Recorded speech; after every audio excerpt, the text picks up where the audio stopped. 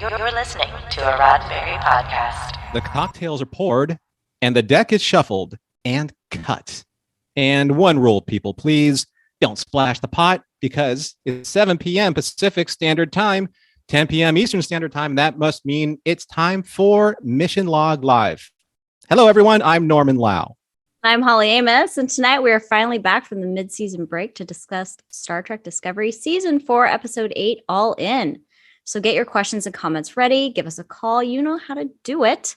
Click on the Zoom meeting link or use the one tap on your smartphone or call us at 669-900-6833 and enter the meeting code and the password on the screen, and then you will be in the Earl Green room. I haven't done this in so long. I almost felt like there needed to be fanfare when we both introduced ourselves. You know, like Holly, I'm Holly, I'm Norm. You know, like some kind of sound effect. Yeah. Woo. Hello, chat. So here's one thing I've been doing. I've been watching a lot of YouTube videos. I've been watching a lot of streamers, and they affectionately call the chat room chat. So I'm going to call our chat room chat. Hello, chat. Very affectionately. Because that's what the popular streamers do. So let's see what's going on with the chat. Let's see who's in chat tonight. Your dad, number one, Hi, in Dad. so many ways. Right? My mom's probably watching too. Hi, Mom. All right. So you have the parents, Amos, watching right now. The parents. John Arminio, what's up, man? Sam, nice to see you. Let's see here. Evelyn, thank you for being here. Cooley, everyone give a big kapla Cooley to Cooley. Cooley's here. Cap Mike, what's going on, man? Alan, nice to see you. Dave, a lot of the regular names, a lot of the people that we know, a lot of the faces that we don't get to see, but sometimes get to see. We'll talk about that later on when I discuss our wonderful crew that we have on Patreon.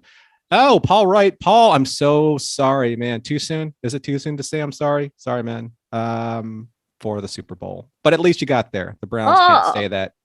I know. I'm not sorry. I know. You're Yay, LA.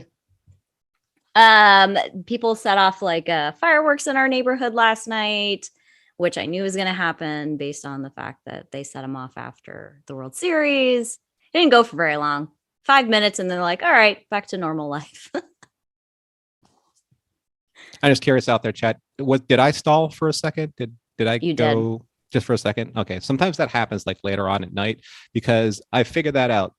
There's a little bit of a throttling problem that happens, you know, with some service providers because it's late at night and they throttle your service back a little bit to save on their internet service. So that might happen. I hope it doesn't happen for too many times, though. But thanks, everyone, for being here. So here's something that I haven't done in a while. And just because there's so much stuff going on with Mission Log and so many different shows that we're doing, and now we're back, I'm going to do the rundown, the Mission Log, quote unquote, rundown. Reminds me of that episode in The Office. It's like, hey, Jim, can you give me that rundown? Yeah, get right on it. Let's run down. What's the rundown? So if you guys know The Office, you know what I'm talking about. So here's the rundown for this week's Mission Log. We have our Mission Log Deep Space Nine retrospective. That's a supplemental episode, and it's a triple threat. That's 1, 2, 3. Triple threat because it's hosted by John Champion, myself, and Earl Green, talking about questions that our wonderful audience on Discord wrote in the Discord channel, because that's what they get when they sign up for Patreon. We'll talk about that in the ad break in the middle of the show. We also have, we have a few surprises in store for Star Trek Prodigy, for Mission Log Prodigy, because we're going on a pretty extended break. I don't even know exactly when in the summer or possibly early fall when Prodigy is going to be back, but we do have some surprises for you. Just stay tuned. And of course, Mission Log Orville with Captain Mike Richards and Jessica Lynn Verde. They're just trudging right along and going hopefully not too much at warp speed anymore, because the Orville's premiere date on Hulu has changed from March 20th to June 2nd. So we have a little bit of time for everyone to catch up to watch the Orville, get ready for the new season. New Horizons coming on June 2nd, and the Cap and JLV will be there to cover that. And just make sure that you find all of this stuff and like, share, and subscribe it all on the Roddenberry Entertainment channel on the YouTube. And that's what's going on. Take a break. But first, before we jump into the recap for any of this stuff, want to say hi to Holly because I haven't seen Holly in a long time. We haven't done this in a long time. And I just want to say, how you doing? Hi, I'm good. How are you? Hi, I'm good. I'm good. Would you like to share a little bit of a personal story with our listeners? What happened to you prior to us getting? I'm hurting myself. Like I burnt my finger last week on my middle finger. I don't want to flip anybody off. I burnt my finger last week on my hair straightener, as if I haven't been straightening my hair since like high school, like more than half my life. So I'm logging on today. Earl usually is on first. Go to log on and I see he's already on, and I go to put my headphones on and I stretch them out to put them around my head, and my right hand lets go and it pops me in the face and I split my lip open. I'm so concerned that I'm looking at my script and I'm looking at you favor your lip at the same time. So I just want to make sure that you're okay, because sometimes like getting popped in the face. Yeah, I got my big Klingon mug because it gets very cold, like a Moscow Mule copper cup. Oh, and it's I'm using it to ice my lip as I drink and stay in canon in the universe, which is fabulous. Very smart. Holly is very shrewd that way. I'm really failing at not giving myself minor injuries over the past week. We got to be careful about you. I'm not sure like what's going to happen on your next appearance on the show. So our producer giving us a note here, Earl Green, saying that podcasting is dangerous, y'all. Yeah, don't punch yourself in the face with headphones. Let's not do that. And hopefully that doesn't, swell up too much. Make sure that you're drinking that Klingon mug and keeping it nice and chilled. Speaking of chill, though, you're ready to chill, and let's get into the recap while I bedazzle us with this incredibly. This is actually pretty short. Yeah, for me it is. Yeah. All right. I tried to condense it because it's just like, and they played poker. That's like 20 minutes of a scene, right? Let's go. But it's a little bit more creative than that. All right, here we go. For the recap of Star Trek Discovery, back from the break, season 4, episode 8, All In. Fleet Admiral Vance is panic-stricken. He's allowed Starfleet's most advanced spore drive to slip from his fingers. Book and Tarka have stolen it and escaped to parts unknown in Book's now untrackable ship. President Rylak needs options. Is it Rylak or Rillick? I think it's Rillick. President Rillick needs options, and Captain Burnham, who vouches for Book's reputation both personally and professionally, informs both Rillick and Vance that Tarka needs black market isolinium to power his anti-DMA superweapon, and there are only a few vendors outside of Federation jurisdiction who Burnham knows who can supply that merchandise. Afterwards, Admiral Vance confides in Burnham to find Book under the pretense of Discovery's investigation into Species 10C. On Book's ship, both he and Tarka come to terms with their agreement as Tarka convinces Book that they will both be lauded by President Rillick as heroes once the DMA is destroyed. Book just needs to locate some isolinium to power Tarka's weapon. Outside of Federation jurisdiction, wait a second, this sounds awfully familiar. Prior to leaving to track down Book, Burnham meets with Saru and Stamets, who, with Zora's help, have discovered that a race called the Stilf may prove helpful in expanding what limited data Discovery has on the galactic barrier star charts. With that, Burnham, accompanied by Owo, heads off to find an old friend who can broker both these star charts and the isolinium that Tarka needs. Find the isolinium, you find Book. 2 birds, 1 broker. Meanwhile, Stamets finds a very distraught Hugh tidying their quarters and suffering from severe emotional burnout.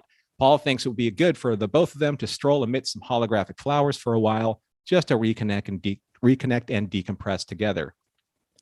Book has a head start, though, and he reaches his and Michael's old friend, Haz Mazzaro, first on his Karma Bridge on Porthia. Book tries to deal for the isolinium, but Haas takes all of Book's latinum to settle an old score. Out of money, Book agrees to help Haas shut down some card-counting thieves.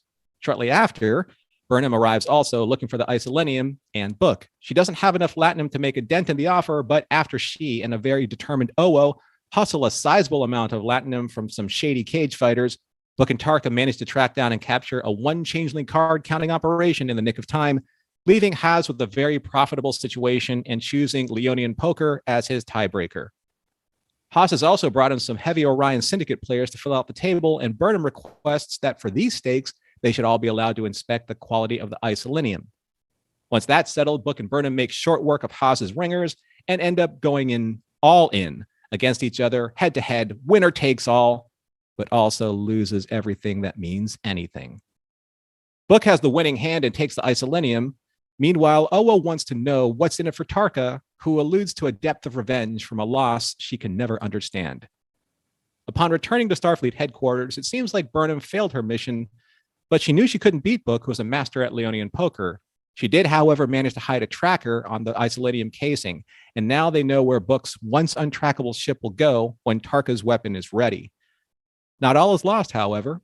After procuring the Stilthian star charts from Haas, Stamets was able to add that very important data to fill in the gaps needed to find the location of species 10C.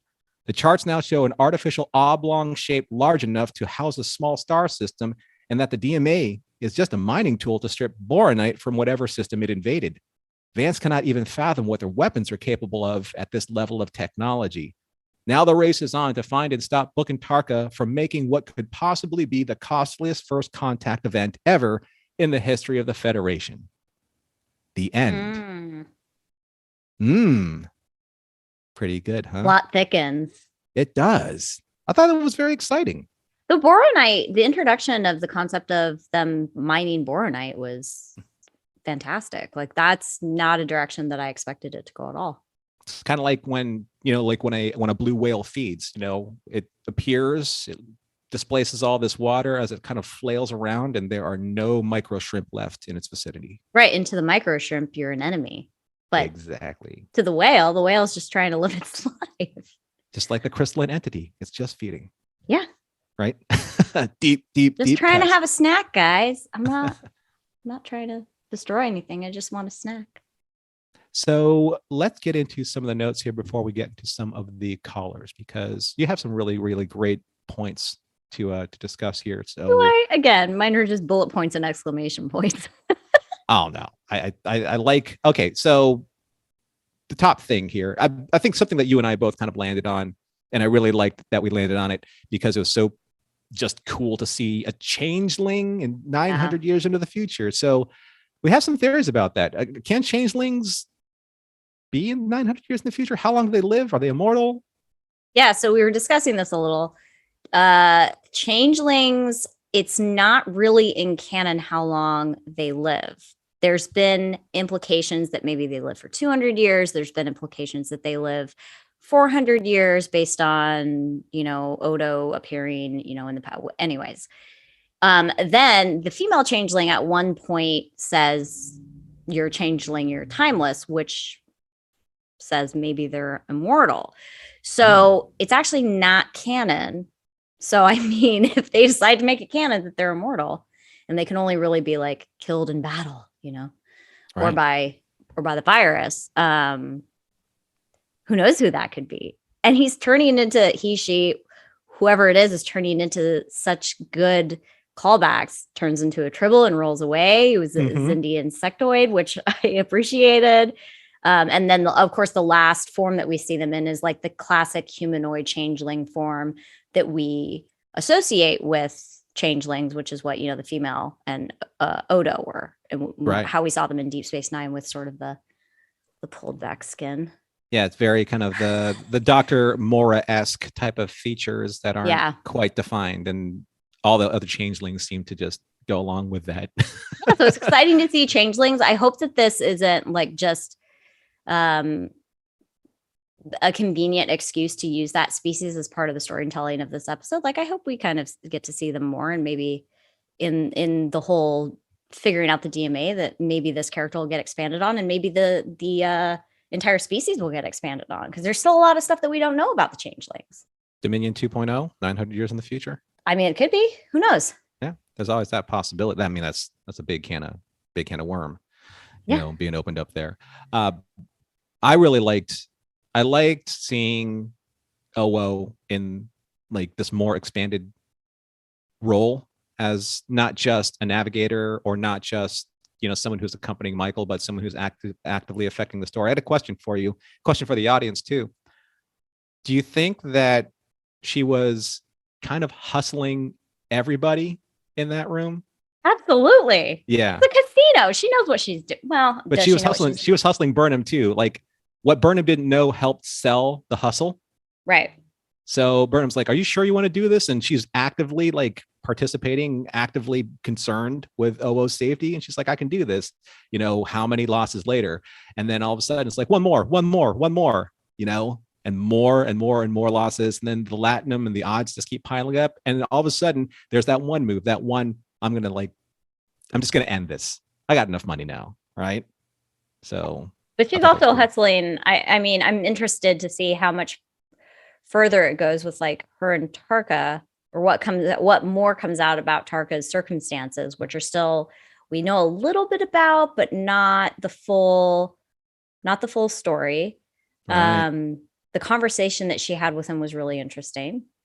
I'm glad that they brought OO back. She was not in like many of the last episodes that we saw. I sort of felt like she and Detmer and some of the rest of the bridge group sort of got pushed aside and forgotten about through the storytelling of the DMA. But what a way to come back, girl. And right. They didn't even have this originally. They didn't have like that break planned. So for the series to come back, or for the season to come back in this episode where she's doing what she's doing, like, good for her. She's awesome.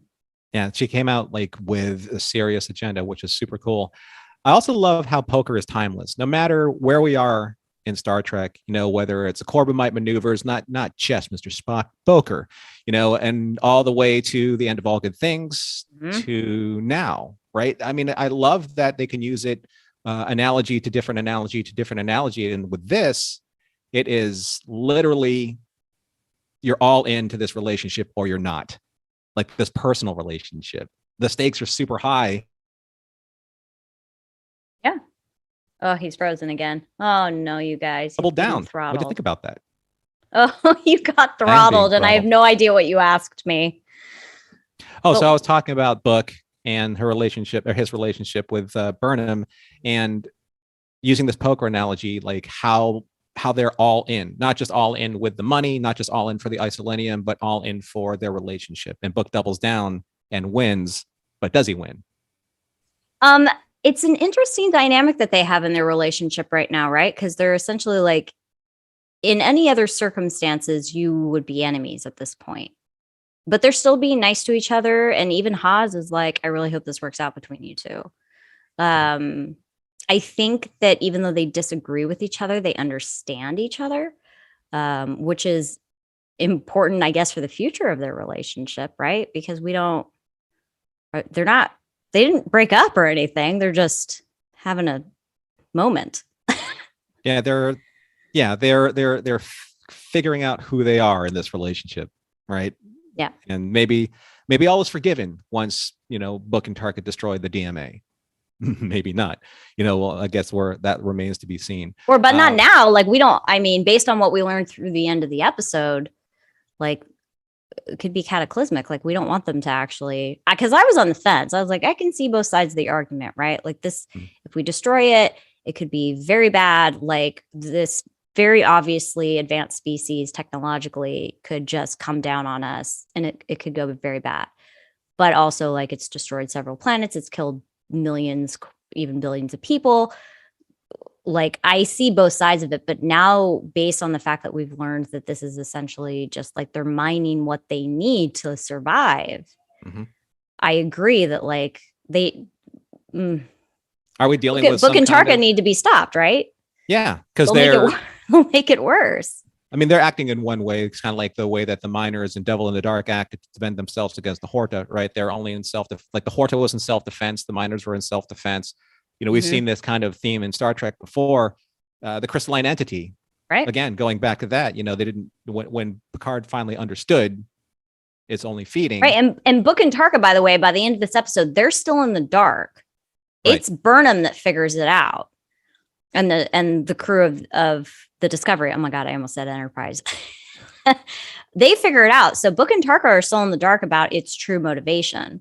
And they're still out there trying to build this device that it's going to destroy this unless the DMA itself, much like in other, you know, themes we've seen in Star Trek before, where something that's naturally doing something occurring in nature for themselves as a species wiped out like everything that both Book and Tarka loved, because they're probably operating from that possible same mentality. Who knows? Because that was what Tarka was kind of alluding to, like a depth, like a loss that you will never understand, right? Right. And which is something that sort of, he says everybody, has different losses or different levels of losses.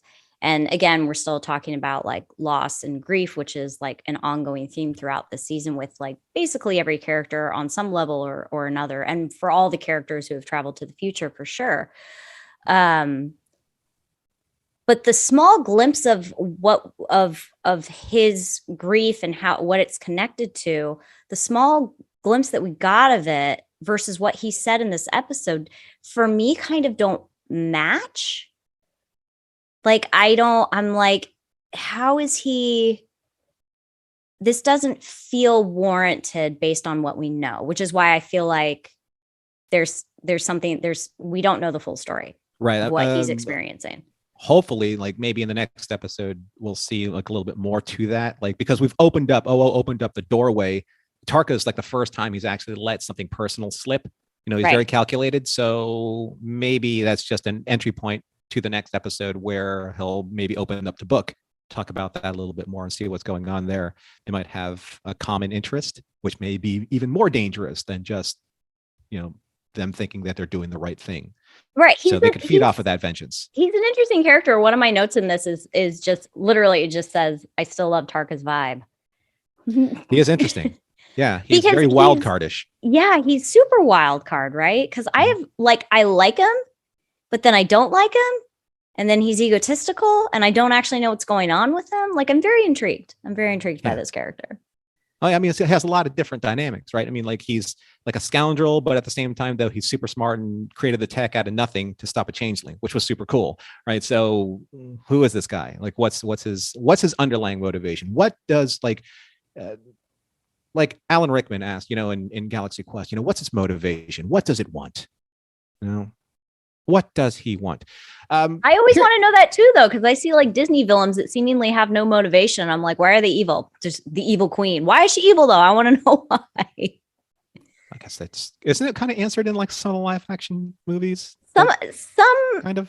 Some of these and some of those questions get answered like later on when they do prequels and origin stories. Yeah. But like in reality, like when we were kids, a lot of villains were evil just for the sake of being evil for the plot, right? But there was no explanation of their motivation. And so I've always been like, I want to know why this person is a villain. Like what? And I've always maintained that I don't think Star Trek has villains.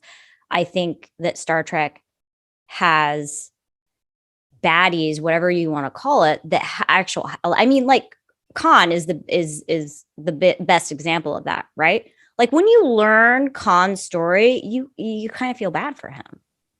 Well, especially since he got basically stranded. Yeah. By Kirk. We'll check in on you like in a couple months. Promise. Rude. Right? Yeah. I guess they don't have sensors that detect Khan is warranted in his anger, and that I don't feel like he's a villain. But was he warranted in his wrath? I mean, I could go on and talk about Wrath of Khan, but that's not what we're supposed to be talking about. Speaking of wrathful by his his outward demeanor right now for listening to us ramble on, we have Alan lined up for our first call. In the lower decks. What's up, Alan? Good to have you back on the show. Time out. Oh no! He has to unmute. There we go. Yes. Yeah. Sorry. Button. I'm glad I'm not dealing with technical difficulties tonight. Yeah, no, I blame Windows 11. Everything is going really slow on my laptop ever since it upgraded. But yes, we're down here in the lower decks, Lonely Hearts Club party. Cheers. Are you suffering from buffering time? Hey. Possibly a little bit, yeah. You bring up my A game when it comes to puns when you're on, Alan, by the way. Yes, well, and in honor of the day, roses are red, violets are blue, Discovery is back, and so are we. Yay! But did you punch yourself in the face today? Did you manage that? Because I did. Not yet. I managed to punch myself in the face for Valentine's Day. The night is young, so we'll see how this goes. I If you- don't recommend it. I don't recommend. If it can't be with the one you love, Punch the yourself one in the you're with. face. Exactly. Yeah. God. So what's happening? So how did you like this episode, man? So we were going over some of these points, Yeah, some of these yeah. notes, and I saw some raised eyebrows. I saw some crossed eyes. Mhm. There were a couple things that we talked about. You were like, I could see you on board with, and not so much on board with. Yeah. I overall liked it. It was definitely a fun episode. This was like, it had a fun premise. Hey, let's watch them play poker for 20 minutes. That's always good. Leonin poker is some sort of version of Space Hold'em. The space cards were fun. The space chips were fun. It was really cool. I liked Space chips. No, they have a lot of really good props. Yeah, I they mean, were and that's good. to be expected. The cards were Yeah. pro. They looked good. In the a cards. casino and bar setting, I expect there to be some pretty good deep cut props and references. So they did a good job. I'm sure there's more than one poker poker player on staff that's like always wanted. Now, if I were to make cards, they would definitely be like, and it's not even like, Battlestar, let's just shave off a couple of corners. Interesting. Those were some interesting shapes. And the chips were kind of like almost hourglass shaped. Really cool. Yeah. I liked Mhm. everything about it. I liked I agree with you guys. It was great to see Owo in a prominent role. It's weird that it took them writing half the supporting cast out of the show to get to her, but what are you going to do? Baby steps. It is what it is. And, it's just sort of like, I guess the premise of Discovery has always been, kind of like focused on the scientific team. When it was the Spore Drive, it was definitely Burnham working with Stamets, working with Tilly, with,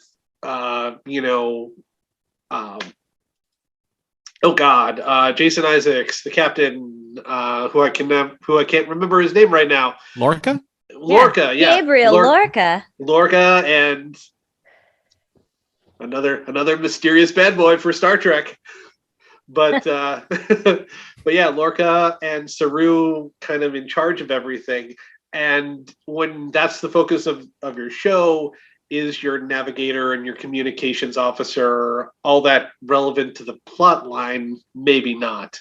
So I get why it's kind of frustrating that we're sort of used to this idea of the bridge crew being the sort of focus of the show, and everything sort of gets focused through that set of characters, and that just hasn't been Discovery up until now. But if you're going to have these people around for years and years and years, now's a good time to do the Deep Space Nine thing and give them more interesting backstories and more relevance to the overall storyline. And they've done it pretty well with Owo so far. I feel like she's gotten the most out of anyone, that they haven't just given them an episode and then written them off the show like they did with Arium too.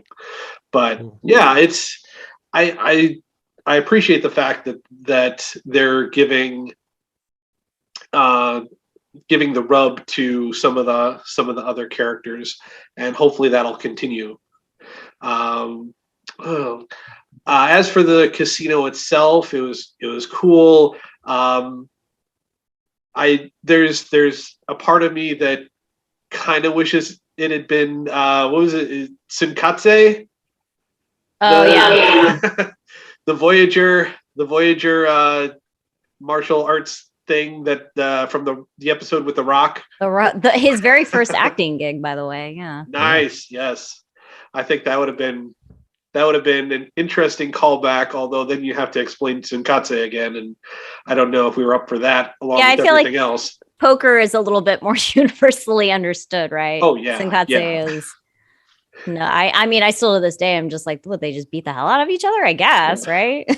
It's that, and then you have to touch the thing, and you know, different colors mean different types of. Yeah, it's weird. Yeah, there's a lot of weird strategy involved that I don't. Yeah, I mean, I feel like poker was the easiest to get away with. That or go fish. Just keep it there. Yeah.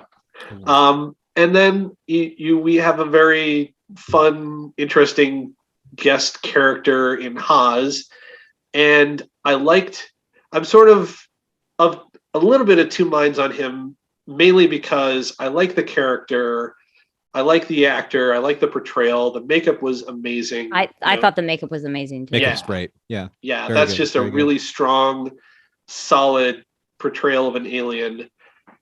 However, and I touched on this a little bit in the Discord, so I'm going to try not to repeat myself too much, but it kind of got into a place with the dialogue where it was like, did it feel referencey, like too referencey for you guys as well? A lot of what? Listen, I love a good deep Yeah. cut. I love references. I love tie-ins, but like every other line was. I mean, I actually got a little bit excited when he said Armus because that's a super deep cut. But when he said Yeah. like he referenced like a Cardassian and cake, and I was just like, okay, we're in the Star Trek universe. I understand. Yeah, There's got to exactly. be like, there's got to be, you have to read the room as a writer. Is like, if I write all this kind of stuff, is it because I'm jealous that Lower Decks is getting all of that lane, right? You know, it's like, no, you Yeah. got to stay I mean, in the Armus lane that you're writing for. was referenced in Lower Decks too. Yeah, well, and That's like Lower Decks' shtick, though. You know, yeah, like, and like I said, that's something that I expect of Lower Decks. Like that's sort of like I expect it to be a little bit meta. I expect it to be played for comedy, but you know, when I heard that line, I was like, it did sort of trigger that. Well, how does he know that kind of response? Mhm. Or what? How do Cardassians feel about cake? I don't think we've clarified that yet. I mean, you might as well What does that mean? say something like, well, you know, like Porthos eating like Porthos is eating cheese. You know, like it might as well be something like that random. Mhm, You know yeah, what I mean? Because it's obviously like it's an in joke to the in universe, but that's not Discovery's forte. It's yeah. like when you see like, let's say, go all the way back to like Battle of the Binary Stars, or you know, one of the first 2 or 3 episodes in season 1, when you saw like the list of the greatest captains, you just saw Archer's name and Pike's name. Like when you see it dropped in organically like that, Yeah. and you look at it on screen, you're like, ooh, I see what you did there. That was smooth. Yeah. But now it's a little overt, I think, you know, Yeah. as a wink, wink, nod, nod type of joke. There's a fine Or at line. least it was. Yeah, There's or for if sure a it- fine yeah. line. Yeah, or if it had been Tsunkatse or Ambo Jitsu, because they did that on Lower Decks as well. You know, that would have been Ambujitsu would have been cool. Yeah, there you go. Makbara. Here's No, not Yeah. Makbara. Makbara is a little bit too peaceful. No, I'm, Mm, yeah. Says Or she that- like icing down her lip with a With my Klingon cup. mug. or Yeah. that weird jungle gym death sport from Code of Honor. Oh, we don't speak of that. Why did We do not this, speak man? of Code of Honor. Okay, all right. we run a clean show? That was too And then far. you start talking about this. Yeah. Yeah. Now, and you see, that's the thing is that, you know, when I hear stuff like that, and it's not limited to this episode of Discovery, because I kind of felt that way about you know, a certain show that rhymes with Pandalorian as well, that with some of the dialogue that they have, it's like, Is that a new you know, DreamWorks show? yeah, it's on Disney Plug. Oh, ooh. But Wow, you know, feisty. it kind of reminds me of a quote, and you know, I don't do a lot of writing. It's actually been a long time since I've done any writing, but I always think of this thing that I believe it's attributed to Coco Chanel, where a lady, when she goes out, puts on all of her jewelry and then takes off one thing.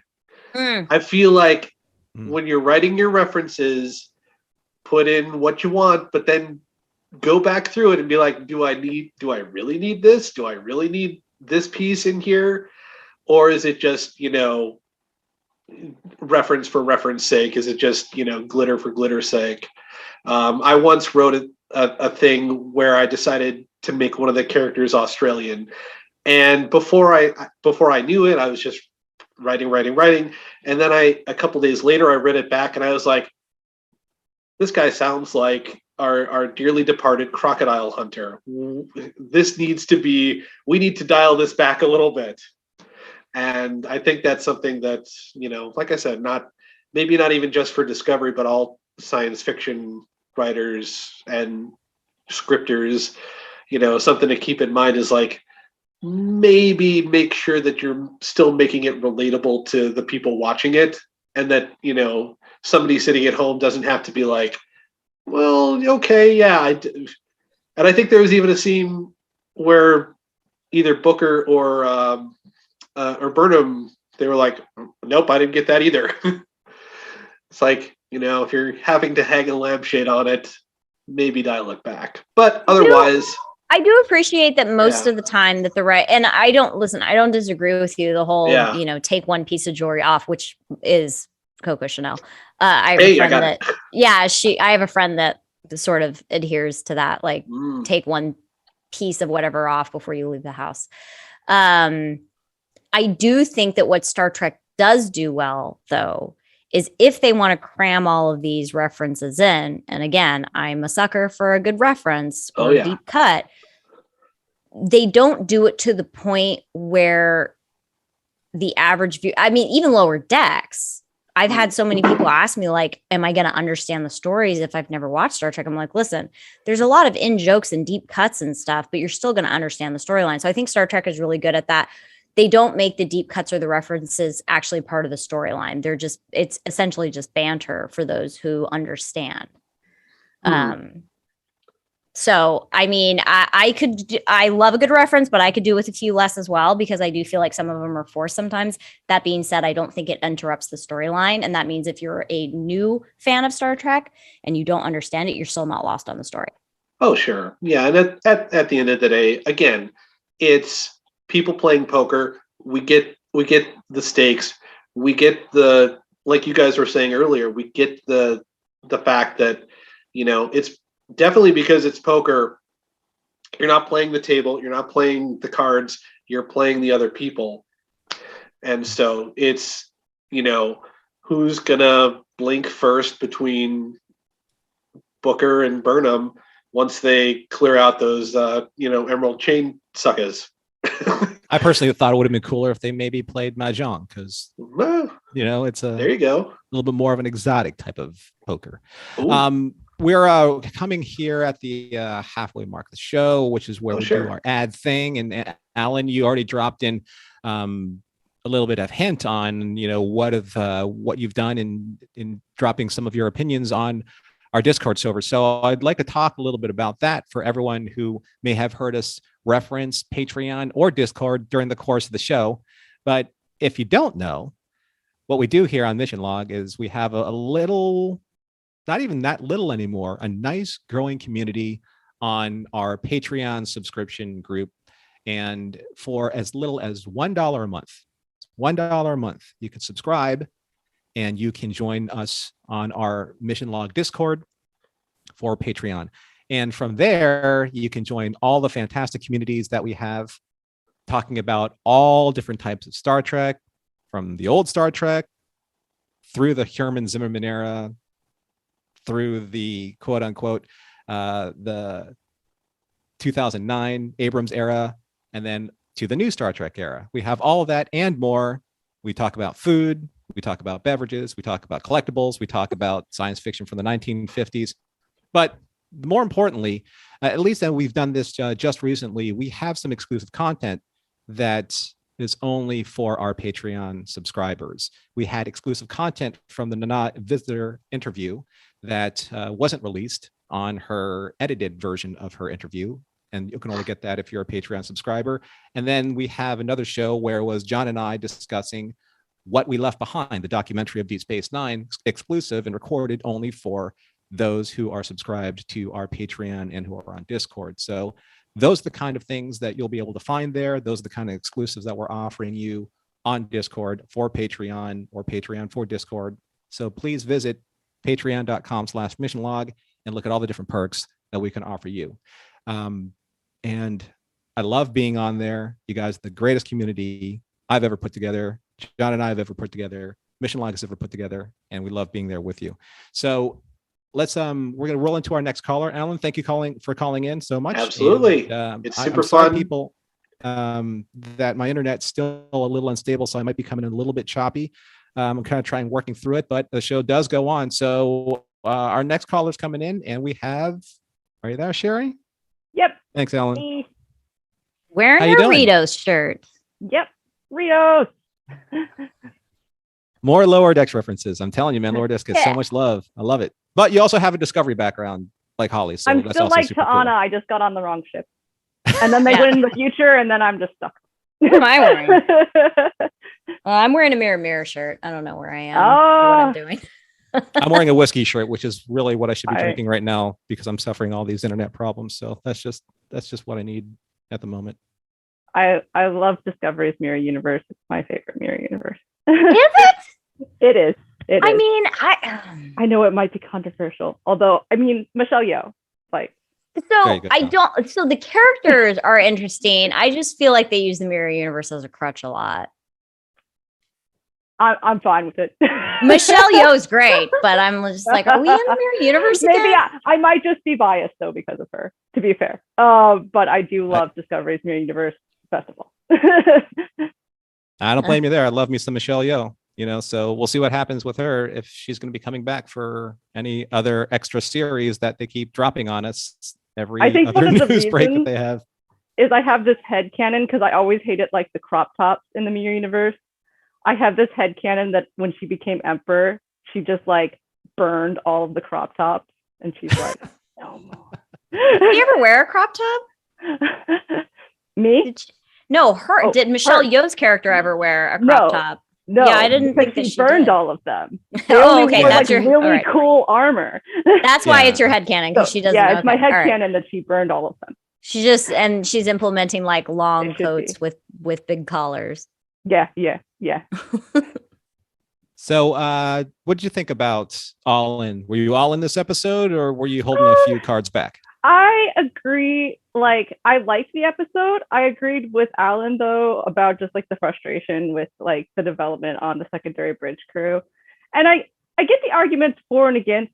At this point, I honestly just kind of feel like the writers are doing it on purpose because I know they can write secondary characters really well because they've done it multiple times. Haas has one episode, has a few minutes in this episode. We could all tell you what a Haas line was. If you had a line in a script and it didn't have his name next to it, you'd still know who said it. You can't say that about Rice, because they never use his character. Reese and Bryce, Reese, whose yeah. names are too similar, and they freaking don't give them a personality. It's very frustrating for me. I understand. Yeah. Yeah, Yeah, I think I there's Makes me something sad. to be said about them sort of, I don't know how to put it, breaking the mold. Whereas, like every Star Trek series we've had, that's been, it's about the bridge crew and, TNG, I think for sure, like every episode you can say this is a such and such episode, like because the A storyline is always somebody and then the B storyline is somebody else. Like this is a Data episode. This is, a Deanna Troy episode. And I think that obviously like that comes with the territory of them being bottle episodes. So maybe we'll see more of that with Strange New Worlds, which is supposed to be the old way of storytelling. I do think it's frustrating to introduce a character that you think has potential and then to be like, but where'd they go? What are they doing? Like, I don't know anything. I want to know more about them. I don't know enough about them. But I think that, this kind of storytelling, we can't focus on one character at a time. See, I almost kind of wonder if their concern is if they develop, because like I said, they clearly can develop these characters in a very short amount of time. So I almost kind of wonder if the concern here is that they develop the character in like this particular, like in the bridge, that it'll take attention away from like the main characters or something. Right. So I'm wondering if that's kind of their thinking, because like I said, it's not just Haas. Like they've done that with a ton of secondary characters that they've brought in.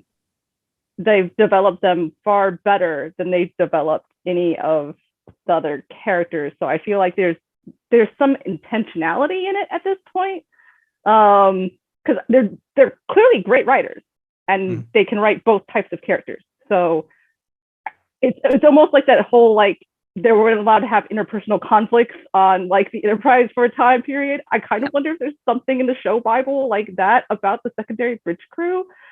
Well, they certainly want to focus at the very beginning, and it almost has become kind of like this strange, unsaid running gag. Like you can't give them too much time, or it's going to take away from. I mean, there was a line in this episode to the effect of like Michael Burnham saying, like, "I'm the only one who can do this." I'm like, "Are you really? Are you? I mean, are you the only one on this entire ship in the Federation that can do this job? You can't bring anyone with you?" I have two feelings about that, and this is in my notes, is that at the beginning of this episode, Rillick tells Burnham like that she's too close to this situation to be involved. She's like, emotionally compromised or however you want to phrase it. And I was like, yeah, she should have been told that episodes ago, right? But they put her in a position in which she really is the only person that can solve the problem, right? Which is why I think a lot of people get frustrated about like, the world, the universe now revolves around Burnham, right? Like everything goes back to Burnham. Her mom was the Red Angel. Her brother is Spock. Like it all goes back to Burnham. Everything that's important has something to do with Burnham. So when Rillick told her that, I was like, yes, she is too emotionally compromised. Like move her out of this. Have somebody else solve the problem. She is not going to be able to. But again, like she's the only one that can because of her relationship. Like who else would have known that Book would have gone to that casino? No one. I mean, but she could have briefed somebody. She held a lot of information back. Justin Owo and Reese. Yeah. Can be some character development. Yeah, I mean, I understand your frustration because I remember like a few episodes ago, Reese beamed down to the planet to help the people trying to evacuate because they gave him insert character development here. One line. I was so sad because I really wanted him to get his moment. He almost got it, and he could have been there where Book was there. He could have helped, free those people from the prison facility. But no, it has to be. No, but it has to be Burnham and Book because they have to further. I think the issue here is whether or not the characters, the B characters, the rest of the bridge crew, would their further character development lend to the storyline that they're trying to tell. And I think that's the issue, is that they're trying to tell a story in which largely the rest of the bridge crew can't really play in. I mean, that's why we got Haas, right? Like who else are they going to have that owns this random seedy casino bar on this planet on the outskirts of wherever? I mean, it's frustrating, but it's also understandable given the story that they're trying to tell because they can't. I think like when you were saying earlier though about like whether or not did like Owo hustling them I actually had some weird impression that Michael and Owo were kind of in on it, like they had decided together that she was gonna like kind of like pump her up and be like, oh no, but say it really loudly. Like I heard in some other person's review that like she was saying, oh no, don't do it, really loudly, so that really it was more like her concern was supposed to be like making other people believe that she was really seriously concerned, but actually already knew that Owo was going to do this. But they actually never go into that. And it would have been great, actually, if they had clarified that, because I felt like it would have been a better character development for Owo, too. Like, was clarified in terms of like you want them to clarify whether or not Burnham knew that she was capable of that. Yeah, did Burnham was know? She in on the actor? Also, was it Owo's? Because Owo said, I have an idea, but we don't know how much of the idea was Owo's exactly and how much was Michael's and how much of it was just happened. Like, it was never super made clear. Yeah. It was a little vague, and it would have been funny. And all it really takes like a line or two saying like, I knew you got it. And like, did you? Didn't you? Or something like that. And then they just cut to the next scene where, like where it was like this unspoken. It doesn't take much. Yeah. I agree. we only have a little bit of time left in the show, Sherry. So I have about maybe like one more question, one more point you'd like to bring up before we bring in our last caller. Anything else you'd like to thoughts. say? Closing Final thoughts. closing thoughts, parting thoughts. I was just gonna say, like I actually, Alan was mentioning that O was getting a lot of character development, but I actually didn't feel like, even though they had her more in this particular show, like I said, if they'd had some more clarification, I felt like she would have got more development. I actually think of all the secondary bridge crew, Detmer and Linus have the most character development. Detmer and Linus. That's fair. And sadly, that's it. Oh, that's fair. Yeah. Not that I don't love Linus. I think it's just like right now, like any extra focus that we get on any extra bridge characters or crew is character development, sadly, because that's all we're gonna get. You know, I just feel like they could do it, like, because I feel like it's really more important than I feel like they're thinking that it's making out to be, because these people went into the future for Michael. Right. Like, Yeah. we need to have a better basis of why they would do that as people, because that's a huge thing. Yeah. So yeah, Well- that's my thoughts on it. Well, Norman is Fine. frozen again. yeah. No, I'm Oh, he's back. thawing quickly. There Yeah, we I'm go. thawing quickly. So No, he's frozen again.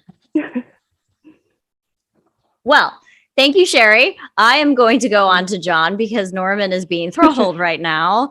Thank you for joining us. Hope to see you Thanks. again. And we're going to move on to John. Thanks for John? listening to me rant. John, in your blue room. Sometimes you're in a red room. Today you're in the blue room. Give me your thoughts. am I Hi. back? I'm back. Hey, Norm. Oh. how you Hey, doing? John. Norman thoughts. Pretty good so far. We'll see. Okay. Yeah. Can we talk about the state of mental health care in the 29th century? Sure. Because we got some crazy shenanigans. Can we talk about yelling at robots when you're angry and that's why they turn on us? Like, Sure. I'm cleaning.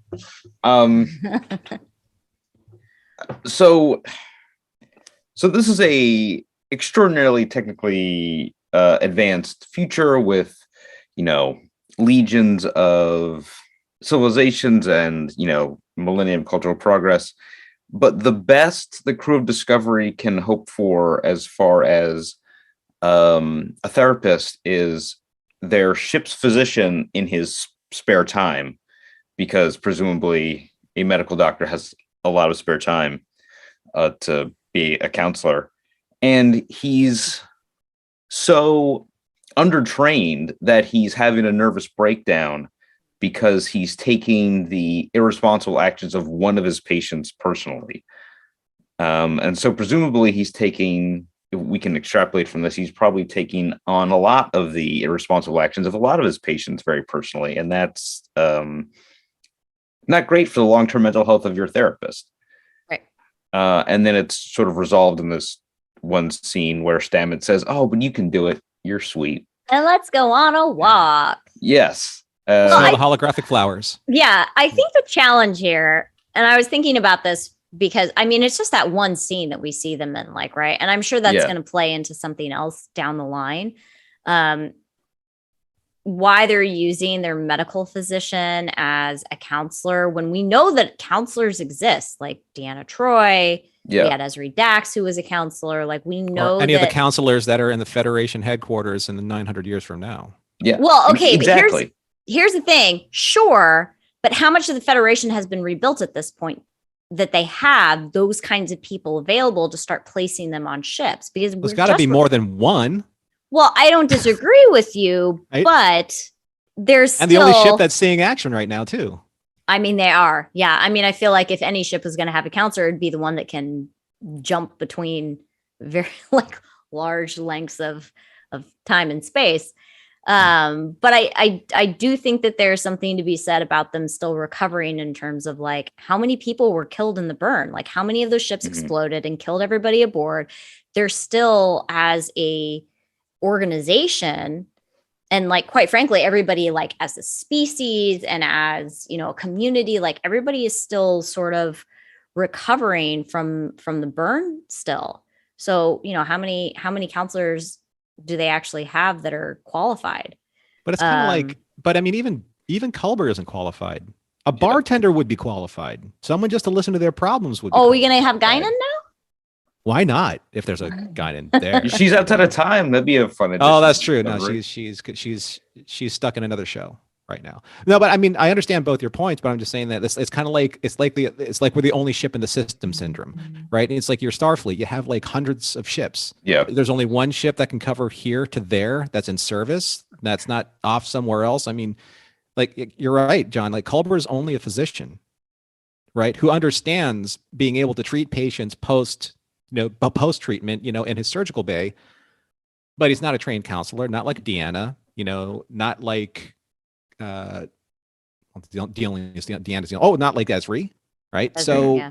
like there's got to be somebody, even in this post-burn situation, where someone say like Stamets would call like, hey, President Rillick, do you have any other counselors that might be able to help, because my husband is freaking out and we need him as a surgeon on our ship if we get into trouble with this DMA issue, and maybe have someone else talk to and counsel other people. Just one person, in your Rolodex. You got one.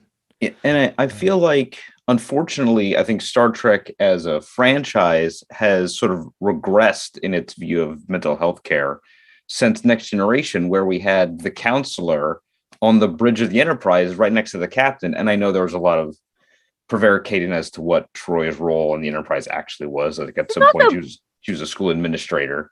She's also Betazoid, right? So like Yes. she half Betazoid. So she has like, I feel like that whole like Yeah. also a little bit of a cop out when you're like Yes. nobody else, no other presumably no other species can do that, right? So sure, she's a great counselor because she's half Betazoid. Yeah, absolutely. I sort of feel, I mean, obviously this one scene in this one episode, like if this doesn't play into something else, then they're terrible writers. Like this is going to and maybe this is a statement about mental health. Eventually it will become a mental statement about mental health and how you can only do so much. Like there's only so much that you can handle, that you can take on professionally, emotionally, physically. Like at some point, like you're going to break down. I feel like that's what they're setting it up for, which would lend further to the conversation of mental health as a whole. But now I'm frustrated with I get it. Because right now the show is positing that a mental health care can be like a side hustle for a real doctor. Mm-hmm. And it's sort of like it's devaluing the struggles of these characters that they're putting, especially in a series that's so devoted to serialized storytelling, and that is sort of putting the forefront, or should be putting in the forefront of the grief and trauma these characters have experienced. If we get like one scene where they're sort of given a pep talk and then sent on their merry way, it's sort of throwing away one of the assets of these serialized characters that the show could have. Right. One of my problems though, when you put all your eggs in one basket, so to speak, is that when you have a bench that's one deep, what happens when that player goes down? Yeah. You know what I mean? Like what happens when Hugh goes down? Are they finally going to go and reach out to, human resources in the Federation and saying like, we need A, another doctor, and B, an actual counselor, because you're running the ship too thin? I mean, if they're the only ship that's in service, they're the only ship that's going out there and doing things to affect the safety of Starfleet and the longevity of their first contact missions, then why not get them fresh staff? Right? Why not get them, benches, that are, I mean, Culber has, we've seen so far, 1-2 other doctors. So he has physicians that can, that can spell him when he needs rest. But are they qualified to counsel people if they need mental health servicing or mental Palm health? is in the chat asking what happened to the holograms anyway. Good question. Good question. Yeah. And we're going to have to table that and maybe continue this conversation in Discord on our Patreon community there, and maybe a little bit further on in chat, because chat's been going off on a lot of the different topics that we've talked about tonight. Unfortunately, we're out of time here on our show. Our show goes by very quickly, especially when you're pretty much stalling half the time, which was my scenario tonight. I don't know why, but I'll look into it. And I apologize to anyone out there for any inconvenience that may have caused your viewing and listening experience. But thanks, John. That was a great question. We appreciate that outlook that you brought to us here tonight. Thank you for having me, and thank you for doing this every Monday. It's always fun to join you. Always a pleasure. And we've also been appreciating your engage emails. So keep those coming, please. Thank you. All right. Thanks a lot, John. Thanks for calling. Well, that's it for our show, Holly. Once again, 60 minutes goes by very quickly. Do you have any last parting thoughts before we fold the cards, shuffle the deck, recut, get ready for the next show? Oh, we talked about everything in my notes, so I'm a happy camper. Oh, perfect. All right, then. Well, thanks everyone for joining us tonight. It's great to be back talking about Star Trek Discovery after such a long break. And next week, John will join us with a far more stable internet connection than mine.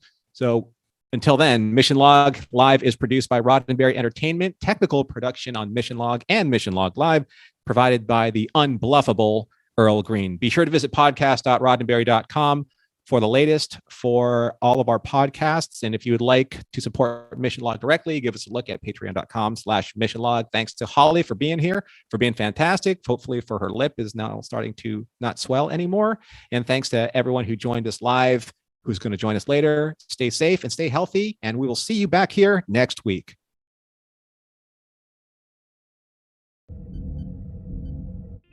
This is a Roddenberry podcast. For more great podcasts, visit podcast.roddenberry.com.